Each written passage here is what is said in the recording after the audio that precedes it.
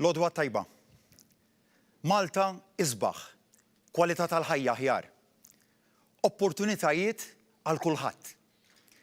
Huma dawn l-għanijiet li rridu nilħqu bil-proposti li qegħdin inħabbru ma' kuljum li jgħaddi.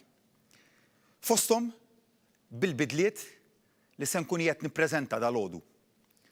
Huma wkoll idejat li jiddefinixxu il-mod ta' kif aħna inħarsu lejn il-futur. L-enfasi llumi fuq il-familja, partikolarment it-tfal. Tfal li rridu nagħtuhom l-aqwa opportunitajiet edukattivi fil-waqt li jgħixu f'pajjiż isbaħ. Kollox jibda mal-ħajja, it-twelid. U li tkun ġenitur hija opportunità li rridu li f'pajjiżna ikollu kulħadd. Se nkomplu ngħinu l-koppji Maltin u Għawċin isiru ġenituri f'pajjiżna. Irridu li nibnu fuq il-passi kbar li għamilna diġà f'dan is-settur biex kulħadd ikollu l-opportunità li jsir ġenitur. Għalhekk se nestendu s-servizz tal-IVF. Se nresqu emendi fil-liġi tal-IVF. Se nintroduċu f'pajjiżna servizzi ġodda bl-aktar teknoloġiji moderni biex ngħinu aktar koppji li għandhom problemi, inkluż ta' infertilità, biex ikunu jistgħu jsiru ġenituri ġewwa pajjiżna stess. Irridu nwessaw il-proċeduri li tippermetti x-xjenza ħalli ngħinu koppji illi diġà batew ħafna u xorta waħda baqgħu ma sarux ġenituri. Koppji li sofrew minn miscarriages ripetuti, li temmew ċikli tal-IVF illi ma rnexxewx, jew li għandhom storja ta' komplikazzjonijiet jew kundizzjonijiet mediċi. Għandna r-rieda u l-kuraġġ li nwettqu bidliet li ma sarux sa issa. Barra minn hekk se nestendu s-servizz tal-IVF b'mod li kull min diġà għamlu b'suċċess ikollu ċans għal wild ieħor. Hemm każi fejn dan diġà jeżisti. Iżda hemm oħrajn li bir-regolamenti viġenti dan iċ-ċans jintilef. Se nagħmlu l-bidliet meħtieġa hawnhekk ukoll. Dan kollu se nagħmluh għaliex hija weġa' għalina li naraw mijiet ta' koppji jirrikorru għal trattament barra minn xtutna. Konvinti li bl-introduzzjoni ta' servizzi ġodda bl-użu tal-aktar teknoloġiji moderni se jkollna aktar familji. Persuni kuntenti li f'Malta jweldu u jirrabbu l-uliedhom. Dan jikkumplementa wkoll dak li ġie mħabbar ftit ilu, jiġifieri li l-mediċini kollha assoċjati ma' dan il-proċess se jkunu qed jiġu mogħtija b'xejn b'effett mill-ewwel ta' Jannar ta' din is-sena. It-tfal huma Malta tagħna. Irridu ninvestu fihom kemm nifilħu millum. Se nniedu garanzija tfal. Bħalma għandna garanzija żgħażagħ, issa rridu garanzija tfal. L-għanijiet tagħna huma li t-tfal kollha jilħqu l-potenzjal tagħhom. Nemmnu fil-potenzjal ta' kull tifel u tifla. Fil-leġislatura li jmiss għalhekk se niżguraw li nżidu iċ-Children's Allowance b'90 € fis-sena għal 5 snin. Jiġifieri sal-aħħar tal-leġislatura da se jkun ifisser illi iċ-Children's Allowance se jitla b'450 € għal kull wild. Konkretament, min illum qiegħed jirċievi 450 € fis-sena bħala Children's Allowance, sal-aħħar tal-leġislatura se jkun qiegħed jirċievi 900 € fis-sena għal kull wild. Se naraw ukoll li l-bonus ta' twelid jew adozzjoni għal kull wild jitla għal €500. Din is-sena diġà żidnieh b'100 b'effett b'dak li ħabbarna fl-aħħar budget u min kienet jirċievi €300 diġà issa qed jirċievi €400 allura se jkun qed jitla' għal €500. Se nżidu l-in-work benefit b'50 għal 4 darbiet konsekuttivi li jfisser €200 żieda fis-sena sal-aħħar tal-leġislatura. Hawnhekk qed nitkellmu wkoll għal kull wild. Se noffru servizz ta' childcare b'xejn għat-tfal kollha, irrispettivament mill-fatt jekk il-ġenituri tagħhom jaħdmux jew le. Se niffinanzjaw ukoll l-ispiża ta' attivitajiet ekstrakurrikulari sportivi ta' arti u kultura. Għax nemmnu li t-tfal kollha għandu jkollhom l-opportunità li jipparteċipaw f'dawn l-attivitajiet bħala mezz ta' inklużjoni. Dan se jkun qed jingħata f'forma ta' tax credit li jitla' sa €300 fis-sena. Iżda minn bis-salarju tiegħu ma jinqabadx bit-taxxa se nkunu qed nagħtu dan l-ammont fil-forma ta' għotja. Se nagħtu wkoll laptop b'xejn lill-istudenti tas-7 sena biex jintuża tul l-esperjenza sekondarja tagħhom. Se nestendu l-inizjattiva One Tablet per Child għas-sekondarja wkoll. Lill-familji bidħul baxx se ngħinuhom b'uniformi ġdida fil-bidu tas-sena skolastika u nagħtu servizz ta' internet bażiku. Se nagħtu lit-tfal l-opportunità li jażlu setta kotba kull sena biex ikunu jistgħu jibnu librerija ċkejkna. Għax nemmnu li l-qari huwa sors ta' erf u inkubatur tal-ħsieb ħieles. Din il-garanzija għat-tfal se ninvestu fiha €145 miljun fil-5 snin li ġejjin biex naraw li l-uliedna kuntenti b'saħħithom u imħarsa. Ma' tfal se nkunu wkoll ta' spalla l-familji. Dan billi ninvestu fl-istudenti u fl-edukazzjoni tagħhom. Lantana u li dejjem naraw in-numru ta' żgħażagħ li jkomplu jistudjaw wara l-età obbligatorja jikber u jiżdied kemm jista' jkun. Għalhekk qed inwedu li nsostnu lil dawk il-familji kollha, il-ġenituri li jkollhom iliedhom impenjati f'dan il-vjaġġ edukattiv. Għalhekk se nkunu qed inġeddu il-garanzija taż-żgħażagħ. Se nagħtu €500 għal 3 snin jiġifieri €1,500 lil dawk il-ġenituri kollha li uliedhom ikomplu bl-edukazzjoni wara l-età obbligatorja. Din se tingħata għal kull wild allura mill-età ta' 16-il sena il fuq. Fejn l-istudent jgħix għal rasu jirċievi dan l-ammont huwa stess. Dawn huma pilastri li fuqhom se nkunu qed nibnu Malta aħjar fil-5 snin li ġejjin. Huma ftit mill-ideat li għandna. U jekk il-poplu jagħtina l-fiduċja tiegħu se nsarfuha billi nwettqu dan kollu b'risq il-koppji, it-tfal u l-familji. Il-proposti tal-lum se jwasluna biex ngħinu l-koppji isiru ġenituri, nagħtu garanzija li t-tfal ta' għada aħjar, inkunu ta' spalla għall-familji. Malta, flimkien, il-futur sabiħ. Grazzi. Lodwa tajba, Prim Ministru. Lodwa tajba.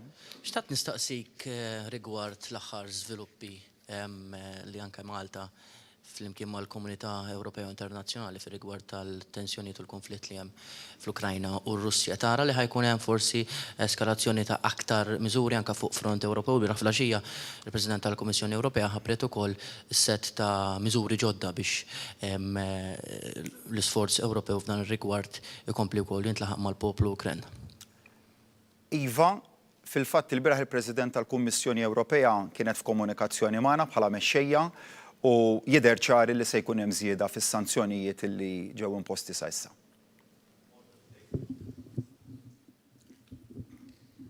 Bonġu, Prim Ministru. Bonġu, Karl. Għandi x-numru ta' mistoqsijiet fuq rapporti li ħarġu dolodu rigward il-property deal li fiha kien hemm xaqsam Christian Borch. Għala xtrajt il-propieta f'ħazzabbar jekk Christian Borch kien diġa applika successfully għal permit mant il-Planning Authority u kien kisbu fl-istess ġurnata li intamilt il-Promise of Sale. għala ma applikajtx inti għal proprjetà, inti indenjajt li taħbi l-interess tiegħek f'din li semmija proprjetà u irċivejt payments oħrajn mill-iżvilupp ta' din il-proprjetà? Grazzi.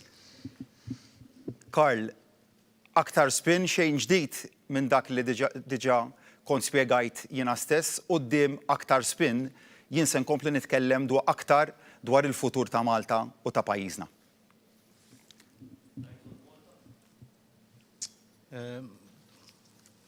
Bonġu, Prim Ministru. Bonġu. Mela, fuq l-aħħar mistoqsija ta' Karn, għax isek ma trix tirrispondi. Assolutament. Għaliex tidher ftit stramba li inti dħalt f'din id-deal on the same day li inkiseb permess. Tista' tina spjegazzjoni għalija, all right, trid titkellem fuq il-futur, imma fuq din għandna bżonn spjegazzjoni. Issa, rigward dak li saqsik dwaru fuq ir-Russja u l-Ukrajina. Il-bieraħ Malta għalqet l-airspace bħalma għamlet l-Ewropa kollha wara kollox. Isa tnieħu l-impressjoni li Malta tagħmel letteralment the bare minimum biex forsi ma nirfsux xi kallijiet. Meta ħatiħu deċiżjoni dwar il-passaporti lill-Russi u għax din mhix kwestjoni ta' due diligence kif ilek tajt, issa hemm stand li Malta trid tieħu. Issa jew ħanieħdu stand li daw in-nies ma naċċettawhomx Malta jew inkella le. U apparti minn hekk ħadd ippubblika l-ismijiet ta' dawk ir-Russi li diġà ingħataw ċittadinanza Maltija biex inkunu nafu jew nistgħu naraw hemmx xi link mal-Gvern Russu. Il-bieraħ kien hemm storja wkoll fuq l-honors list. Malta tat order of merit lill-speaker tal-Russja, Valentina Matvienko. L-Italja diġà neħħu l-honors, Malta ħatkun qed tneħħi honors. U l-aħħar ħaġa, fuq l-Ukrajina. L-Ukrajina għadha fuq ir-red list. Imma issa hemm gwerra. Ġifieri irridu naraw jekk ħanpoġġux il-protokolls tal-COVID fuq l-esiġenzi tan-nies li qed jippruvaw jaħarbu mill-gwerra. Malta ħadd tneħħi lill-Ukrajna mir-red list biex dawn ikunu jistgħu jiġu Malta għax qed jasluna rapporti wkoll li hemm min qed jipprova jitlaq minn Ukrajina qed jibgħat l-email għax għandhom bżonn permess biex jivvjaġġaw lejn Malta u dawn l-emails mhux qed jiġu mwieġba. X'se nagħmlu fuq da? Grazzi. Grazzi Matthew, rigward l-ewwel domanda tiegħek ma hemm assolutament xejn stramp kif qed inti fil-kuntratt in kwistjoni, kont jiena stess illi tkellimt min jeddi mat-Times of Malta dwar din iċ-ċessjoni ta' konvenju li bħala s-sena l-għaddiet biss kellna 1700 minnhom. It-taxxa mill-ewwel tkellimt illi ġiet imħallsa kollha u għalhekk nibqa' ngħid illi din tibqa' kwistjoni ta' spin u spin biss u għalhekk iva aktar ma jkun hemm spin jien iktar nibqa' nitkellem dwar il-futur ta' dan il-pajjiż. Saqsejtni wkoll rigward il-kwistjoni tal-Ukrajna u tar-Russja. Jien definittivament ma naqbilx mal-pożizzjoni li ħa il-kap tal-Partit Nazzjonalista illi jitratta lil kull persuna ta' dixxendenza Russa jew ta' nazzjonalità Russa bħala kriminal. Aħna minna l-pożizzjoni ċara tagħna illi se nkunu qegħdin napplikaw is-sanzjonijiet illi ġew maqbula fuq livell Ewropew. Fl-istess waqt irridu nżommu rispett anke lejn il-komunità Russa illi hawn f'pajjiżna li m'għandax taqsam xejn, jaf m'għandax taqsam xejn mal-kwistjoni tal-IIP. U li probabbilment jiddiżapprovaw minn dak li qiegħed jiġri mit-tensjonijiet illi qed iseħħu bħalissa. U żball kbir din narrattiva li qabad il-kap tal-Oppożizzjoni li nittrattaw lil din il-komunità bħala persuni kriminali. Fl-istess waqt, aħna rejna solidarjetà sħiħa mal-poplu Ukren. U nista' ngħid dal-għodu stess li qegħdin f'diskussjonijiet biex persuni Ukreni li għandhom kundizzjonijiet serji anke relatati mal-onkoloġija se nkunu qegħdin inġibuhom f'pajjiżna b'turija ta' solidarjetà u nagħtuhom it-trattament mediku illi huwa meħtieġ. Aħna dejjem imxejna ma' dan il-prinċipju ta' solidarjetà sħaqna fuqu anke meta aħna kellna nerfgħu pis sproporzjonat relatat mal-immigrazzjoni u huwa naturali meta hemm dan il-fenomenu bħalissa li qed iseħħ quddiem għajnejna illi pajjiżna se jkun qiegħed jassisti fil-limitazzjonijiet naturalment illi għandna. Dan jottu kollha d-domanda tiegħek rigward il-fatt li l-Ukrajna hija fuq il-red list preżentement, imma naturalment aħna ma se nagħmlu xejn biex infixklu il-proċess li se jkun hemm naturalment kwistjoni ta' distribuzzjoni ta' refuġjati jew ta' persuni li ġejjin mill-Ukrajna u dan m'għandux ikun ta' impediment. Sabrina Zammit mill-Malta Independent. Bonġu Sabrina. Il-biraħ il-The Malta Independent on Sunday kellna storja li l-flus li l-gvern tal-VGH intużaw biex jinxtraw karozzi u appartamenti. Dan ġie konfermat minn Stewart Healthcare stess li ħadu l-concession huma minn VGH. Stewart qalu wkoll li VGH ma għamlux ledger accounts audits għal diversi snin. Lilek Prim Ministru, dan kollu ma jqaqallekx iktar dubji dwar il-kontratt li jingħata l-VGH u x'se jagħmel il-gvern immexxi minnek biex jiżgura li l-ħażen li sar f'dal kuntratt jitreġġa' lura u dawk ħatja jiġu kastigati.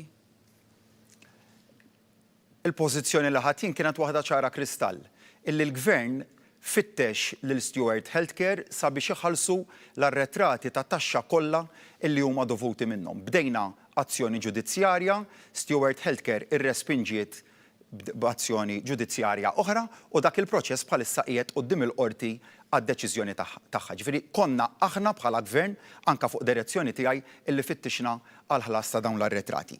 Naturalment ukoll hemm kawża oħra illi hija pendenti quddiem il-Prim Awla tal-Qorti Ċivili li qed titratta wkoll il-validità jew le ta' dawn il-kuntratti u skont il-sentenza ta' dik il-qorti wieħed jimxi. Naturalment aħna bħala gvern se nkunu qed nirrispettaw kwalunkwe deċiżjoni illi tasal għalija l-qorti. Lodwa tajba, Monika Ġus minn News. Lodwa tajba, Monik. Għandi mistoqsijiet kemm għalik, Dr. Abela u kemm għal Dr. Fern. Mela, Dr. Abela, inti tiċħat li għamilt negozju ta' speedboat Xodron mata maksar bejn l-2008 u l-2012 u kien baqa bilanċ ta' madwar 5,000 euro li domt sa' 2013 żgur tiġi waraj ħalihom. Għad ħallast in kind għal servizzi li tajt li Robert u Adrian Aġus marufin bħala ta' maksar jew lil James Zammit maruf bħal tal-Arbi jew lil kumpaniji tagħhom jew fejn għandhom stake huma f'dawn il-kumpaniji. Għad tajt jew ingħatajt prokura presta nome. Rigward tal-passports, il-kollega tiegħi saqsa fuq il-lista. Jekk m'intix lest tippubblika din il-lista, lest li għall-inqas tagħmilha available subject persons biex dawn ikunu jistgħu jagħmlu due diligence u jassiguraw li memx financing of terrorism u jew AML għaddej. Għax kifini bħalissa, meta jimlew il-KYC form, jistaw faċilment jgħidu li qatt ma xtraw ċittadinanza jew xtrawa imma memx mod kif jistaw jiċċekkjaw għax din il-lista ma teżistix. Għal Dr. Fern għandi żewġ mistoqsijiet. Persuni eligibli għal vot u ġejjin minn red jew dak red list u li m'għandhomx ċertifikat tal-vaċċin u maħadu l-ebda til-qima se jkollhom jagħmlu l-14 jum kwarantina, jew hemm pjan li dan jonqos għal 5 ijiem. Taħseb li huwa prattiku li l-votanti Maltin iridu jagħmlu 14 jum kwarantina biex jeżerċitaw il-vot, ma taħsibx li dan ħajkun deterrent li xi ħadd jinżel Malta jekk m'għandux is-certificate in order? Grazzi ħafna. Grazzi Monik. Daw domandi li diġà intbagħtu lili u ċħadthom mu veru xejn laqgħat beħħejt xi dajsa lill-persuni involuti, bl-istess mod niċħat it-tlet domandi, niċħat anzi kategorikament it-tlet domandi, l-ewwel tlet domandi li saqsejtni dwarhom. Rigward l-IIP, kwistjoni ta' nies ta' discendenza Russa. Nerġa' nisħaq illi pajjiżna għandu sistema robusta ta' due diligence. Hemm regolatur li huwa nkarigat mill-iskema, tantu hekk illi diversi applikazzjonijiet illi jiġu sottomessi lil pajjiżna jiġu rifjutati għal numru ta' raġunijiet. Jiġifieri m'hemmx dubju li s-sistema tagħna hija waħda robusta, hija waħda li tirrispetta l-prinċipji kollha hija waħda li tirrispetta l-prinċipji kollha ta' due diligence u aħna rajna illi fl-implementazzjoni ta' dan il-programm nagħlqu il-loopholes kollha illi wieħed jista' jaħseb dwarhom. Grazzi. Forsi. Chris? Iva, grazzi. Aħna palma kellna diġà l-opportunità li ngħidu, qegħdin diskussjonijiet u ilna diskussjonijiet mal-Kummissjoni Elettorali biex kull min huwa eliġibbli għal vot ġewwa pajjiżna jkun jista' jivvota. Ġifier dawk il-persuni illi jkunu jistgħu jivvjaġġaw lejn Malta ħajkollhom il-possibilità illi jivvotaw mingħajr ebda xkiel. Ovvjament se jkun hemm persuni illi fil-pajjiż fejn qegħdin ma jitħallewx jivvjaġġaw għal raġunijiet minn dak il-pajjiż. Dak ovvjament m'għandniex kontroll fuqha. Per kull min jista' jivvjaġġa lejn Malta ħajkollu l-faċilità illi jeżerċa id-dritt tal-vot tiegħu, id-dettalji nkunu qegħdin diġà ħabbarna xogħol minnhom, il-komplement nkomplu ħabbruhom jitħabbru naturalment mhux minn nagħmel mill-Kommissjoni Elettorali fil-ġranet li ġejjin. Loddu tajba Prim Bonġu, Ministru, Tim Diakono Lavin Malta, għandi numru ta' mistoqsijiet. L-ewwel net semmejt l-emendi fil-liġi tal-IVF, jekk tista' tkun iktar speċifiku u tiċċara jekk dan se jkun il-legalizzazzjoni ta' affarijiet bħal PGD u surrogacy, please. It-tieni mistoqsija jekk taqbilx mal-proposta tal-Partit Nazzjonalista li l-Gvern għandu jħallas 10,000 euro lil kull min ibih il-karozza u jaċċetta li jibqa' mingħajr karozza għal 5 snin u wkoll jekk taqbilx mal-proposta ta' trackless tram bħala alternattiva għal metro.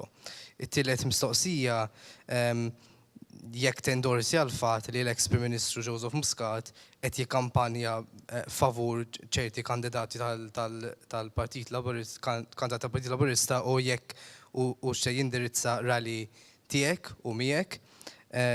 Xtaħt nistaqsi wkoll fuq storja li deret fit-Times illum li l-ispettur Kevin Police sofra demotion allegatament minħabba disgwid li kellu ma' superiori tiegħu fuq investigazzjonijiet inkluż fuq każ ta' persuna li allegatament stokja u bagħat ittri anonimi lil ċerti attivisti u politiċi tal-oppożizzjoni u jekk din kienet każ ta' vendikazzjoni.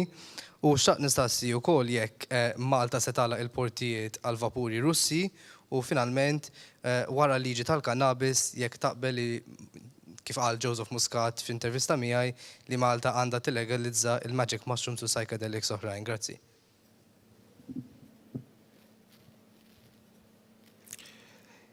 Grazzi Tim. Il-diskussjoni dwar is-surrogacy hija kwistjoni separata minn dak illi ħabbarna illum.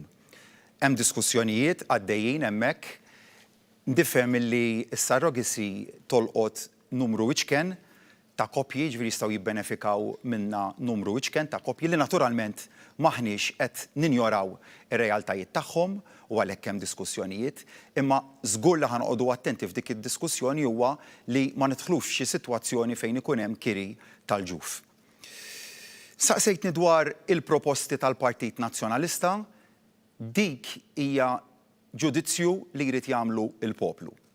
Nemmen illi l-proposti illi qegħdin inħabbru aħna huma aktar robusti, proposti illi qed niddiskutuhom b'mod dettaljat tlaqna mill-aktar proposti ewlenin u se nibqgħu inniedu aktar proposti sakemm eventwalment nippubblikaw fil-jiem li ġejjin il-manifest elettorali li se jkun fih 1000 proposta li twildu mill-kunċett ta' mit-tidea illi kien nieda il-Partit Laburista u li twildu mbagħad naturalment nibtu mingħand in-nies. Rigward il-kwistjoni ta' Dr. Muscat, Dr. Muscat attenda għal attivitajiet ta' kandidati tal-partit.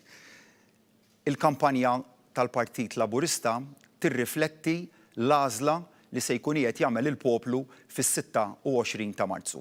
L-għażla li qudiemu għandu l-poplu hija bejn Bernard Grech u Robert Abela. Isem Bernard Grech u Robert Abela se jkun qiegħed hemm fuq il-ballot sheet. Saqsejtni dwar l-Ispettur Kevin Police, nistqar miegħek illi għadni ma qrajtx l-istorja li nista' ngħidlek huwa li l-Ispettur Police huwa ħabib personali tiegħi.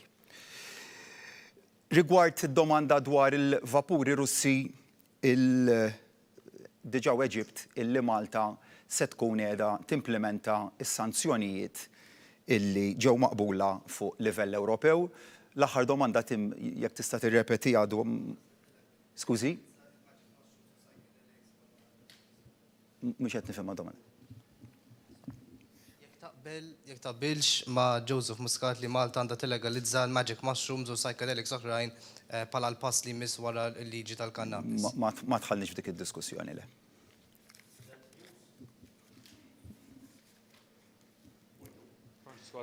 Bonġu Francesco.